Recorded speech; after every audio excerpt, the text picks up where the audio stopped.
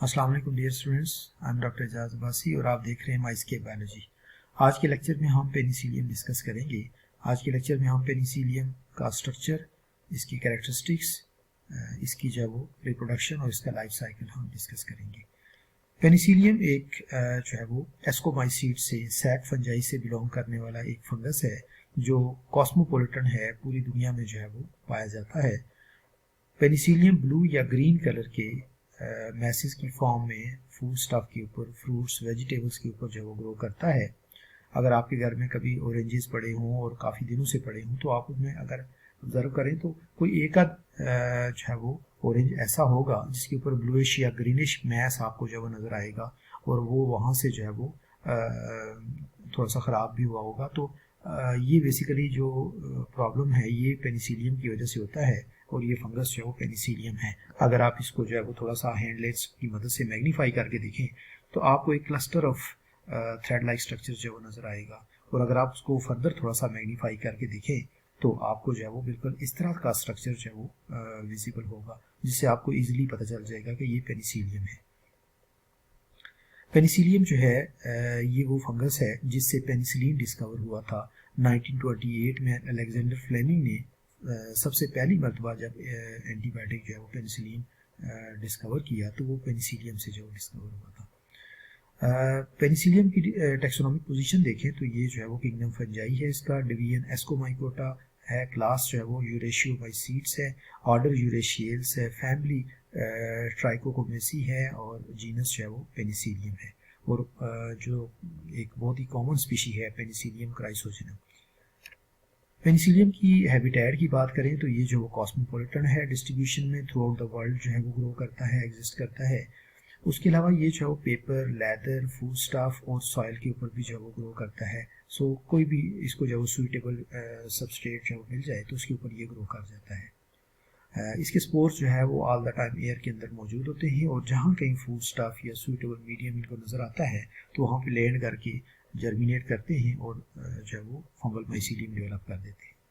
Penicillium की vegetative body जो है ये एक थैलस है और पेनिसिलियम का जो थैलस है ये एक प्रोफ्यूसली ब्रांच्ड मैस है जिसको हम माइसीलियम कहते हैं। काफ़ी डेंसली जो है वो ब्रांच्ड ये मैस होता है और इसको हम जो है वो माइसीलियम कहते हैं। The mycelium consist of a number of colourless branch and septate hyphae. Penicillium एक हायर फंजाई है क्योंकि इसके जो हाइफी हैं वो सेप्टेट होते हैं। उसके अलावा हाइफी जो कलरलेस होते हैं और हाईली ब्रांच्ड होते हैं। कुछ हाइफा जो है ये सबस्ट्रेटम के साथ अटैच होते हैं या फूड स्टफ के साथ अटैच होते हैं और वो जो है वो एब्जॉर्ब करते हैं न्यूट्रिएंट्स को और या फिर वो जो है वो सरफेस के ऊपर स्प्रेड हो जाते हैं और अटैचमेंट में भी जो है वो हेल्प करते हैं। The mycelium becomes coloured when it forms blue और ग्रीन कलर्ड कोनिडिया। जब इसके ऊपर कोनिडियोस्पोर्स बनते हैं तो वो चूंकि ब्लू या ग्रीनिश कलर के होते हैं, सो उससे जो फंगस है या माइसीलियम है उसका जो कलरलेस अपीयरेंस थी वो चेंज हो जाती है ब्लू या ग्रीन कलर में।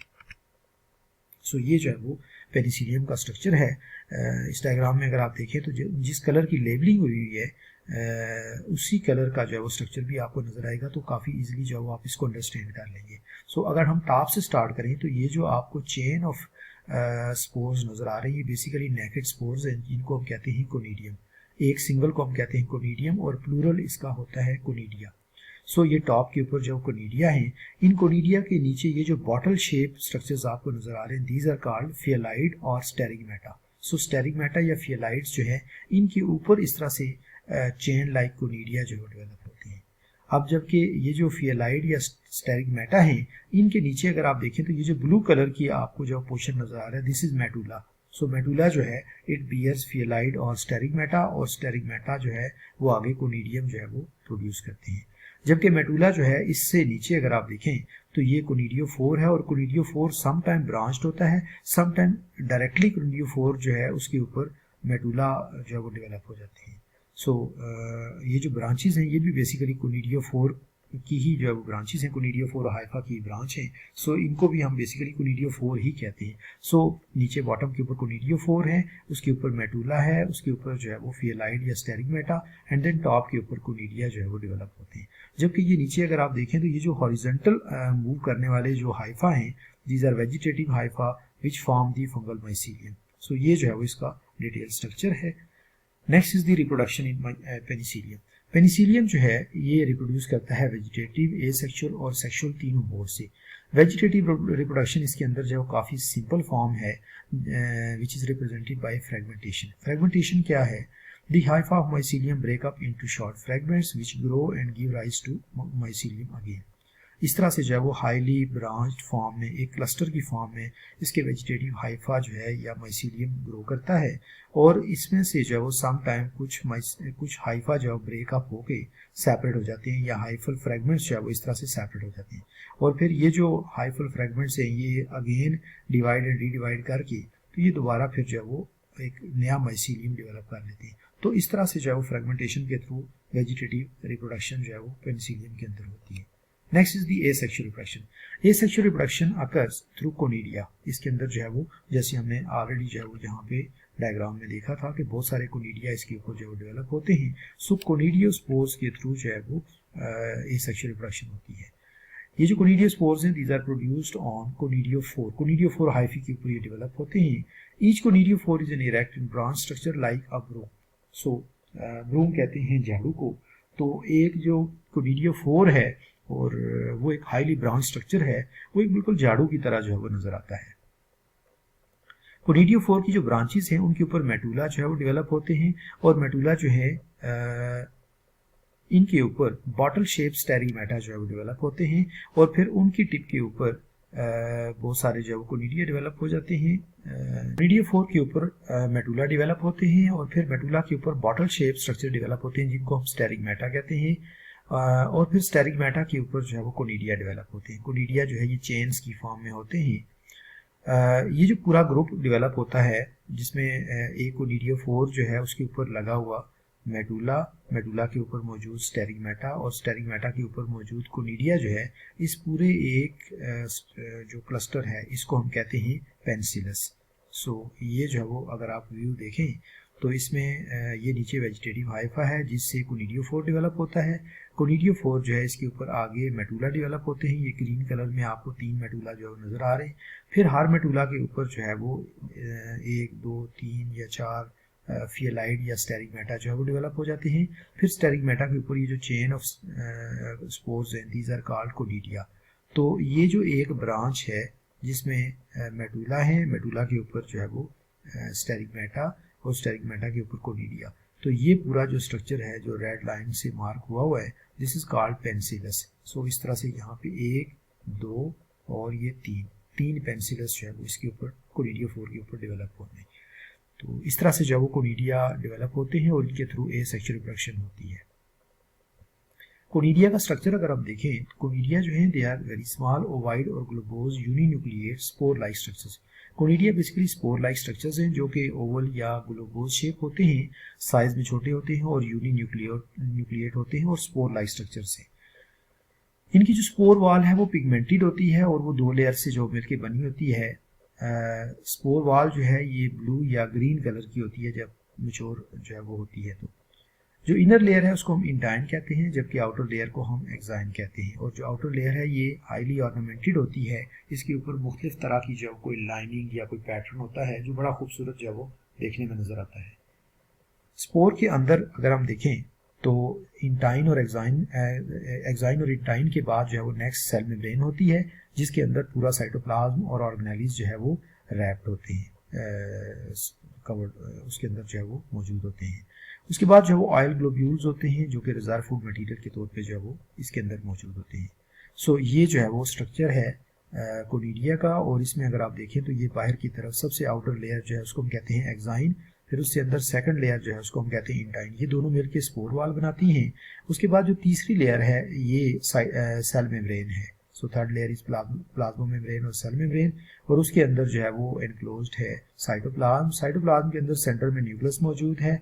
उसके अलावा ऑयल ग्लोब्यूल्स हैं, रिजर्व फूड मटेरियल के तौर पे वैक्यूल भी मौजूद होते हैं, माइटोकॉन्ड्रिया और जो है वो एंडोप्लाज्मिक रेटिकुलम भी इसके अंदर मौजूद होते हैं। सो ये थोड़ा सा मैग्नीफाइड इसका व्यू है। ये आउटर जो है वो स्पोर वॉल है जो कि डबल लेयर्ड है, और थर्ड जो लेयर है वो सेल मेम्ब्रेन है। उसके बाद ये साइटोप्लाज्म है और साइटोप्लाज्म के अंदर ये सेंटर में न्यूक्लियस, उसके अलावा ये माइटोकॉन्ड्रिया इसके अंदर मौजूद हैं, ये इसके अंदर वैक्यूल मौजूद है, ये स्टोरेज ग्रेन्यूल्स मौजूद हैं। सो ये जो है वो इस तरह से कोनिडिया का स्ट्रक्चर होता है। Next is the development and germination of conidia. Conidia किस तरह से डेवलप होता है और कैसे जर्मिनेट करता है।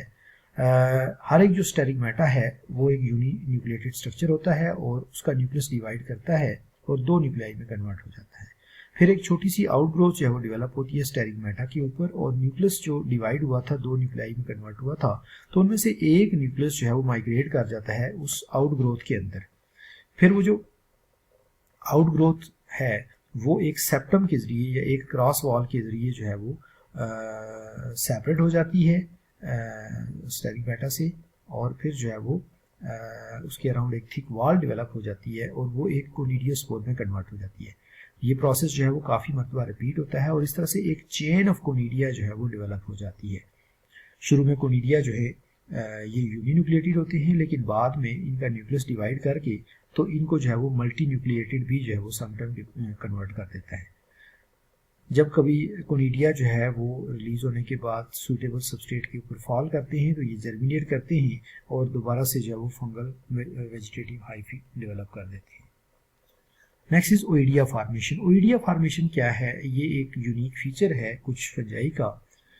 जब हम पेनिसिलियम को जो है एक शुगर सॉल्यूशन के अंदर जो है वो प्लेस करते हैं तो वो यूनिसेलुलर थिन वॉल्ड स्ट्रक्चर्स में जो है वो कन्वर्ट हो जाता है, जिनको हम कहते हैं ओइडिया और ओइडियोस्पोर्स। और ये ओइडिया या ओइडियोस्पोर्स जो हैं ये शुगर की जो है वो फर्मेंटेशन करते हैं और अल्कोहल प्रोड्यूस करते हैं।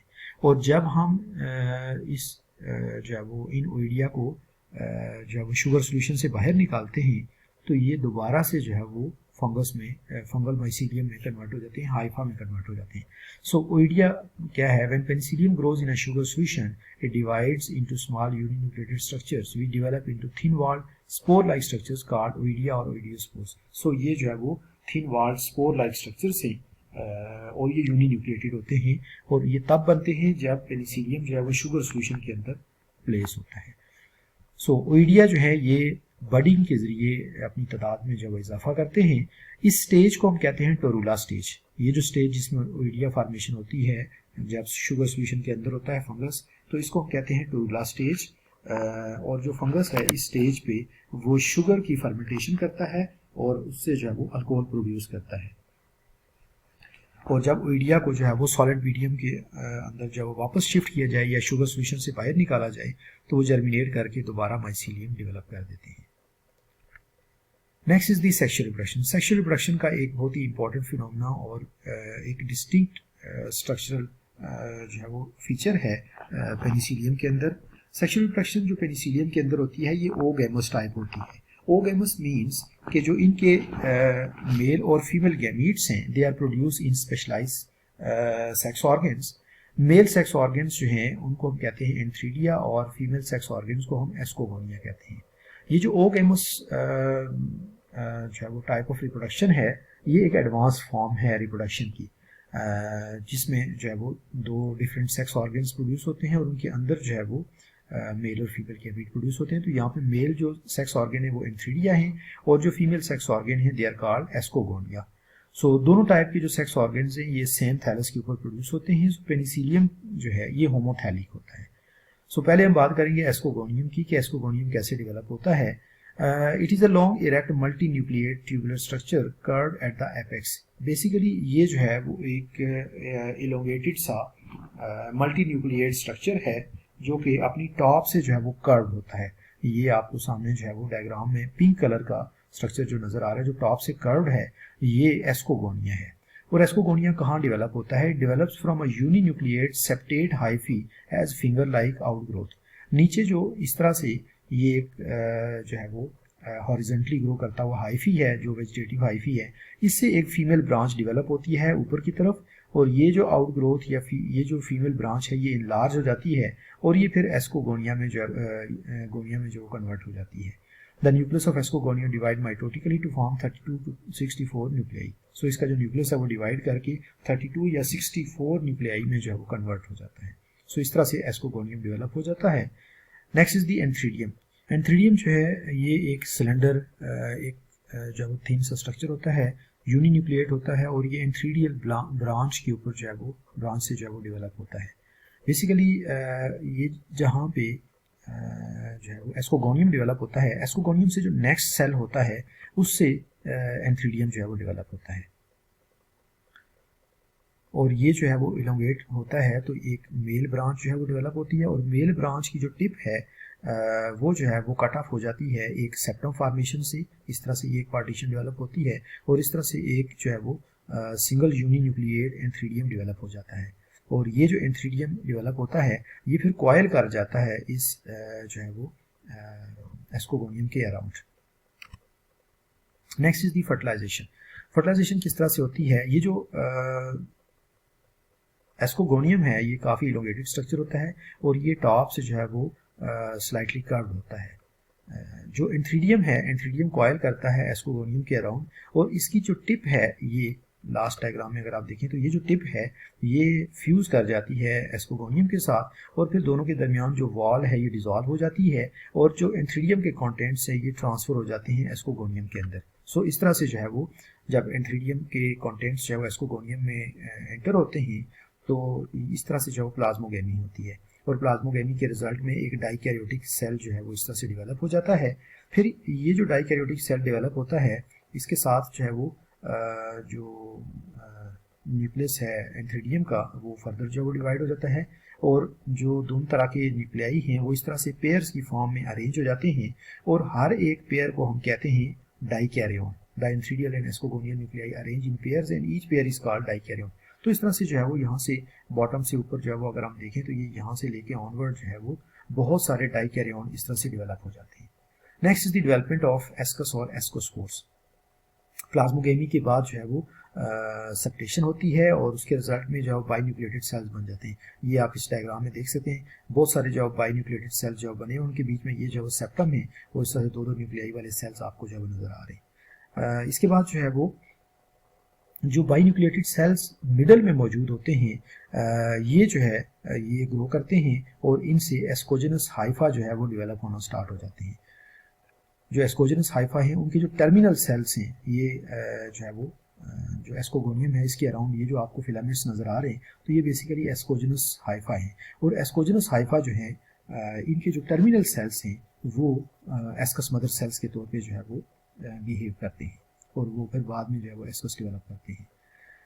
हर एस्कस के अंदर जो है वो एस्कस मदर सेल होता है और उस एस्कस मदर सेल के अंदर जो है वो कैरियोगेमी होती है, न्यूक्लियाई आपस में फ्यूज़ करते हैं और उसके रिजल्ट में एक जाइगोटिक न्यूक्लियस जो है वो डेवलप होता है। फिर ये जो जाइगोटिक न्यूक्लियस है ये पहले मियोसिस के थ्रू जो है वो डिवाइड करता है और इससे 4 हैप्लॉइड न्यूक्लियाई डेवलप होते हैं और फिर इसमें एक जो है वो माइटोटिक डिवीजन होती है और उसके रिजल्ट में 8 जो है वो न्यूक्लियाई डेवलप हो जाते हैं। वो जो 8 न्यूक्लियाई हैं वो फिर 8 एस्कोस्पोर्स में जो वो कन्वर्ट हो जाते हैं विद इन दी एस्कस।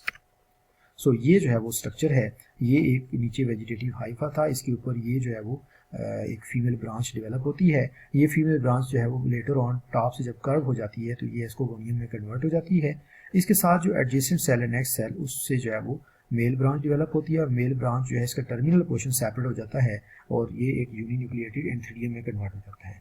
फिर फर्टिलाइजेशन जब होती है तो इनकी टिप आपस में फ्यूज़ करती है और जो एंथ्रीडियम के कंटेंट्स हैं वो एस्कोगोनियम में एंटर हो जाते हैं। उसके बाद फिर जो है वो न्यूक्लियाई जो है वो जो एंथ्रीडियल न्यूक्लियाई है वो डिवाइड करता है, डिवाइड रीडिवाइड और इस तरह से जो बहुत सारे जो है वो पेयर्स डेवलप हो जाते हैं इसके जो है वो एस्कोगोनियम के अंदर।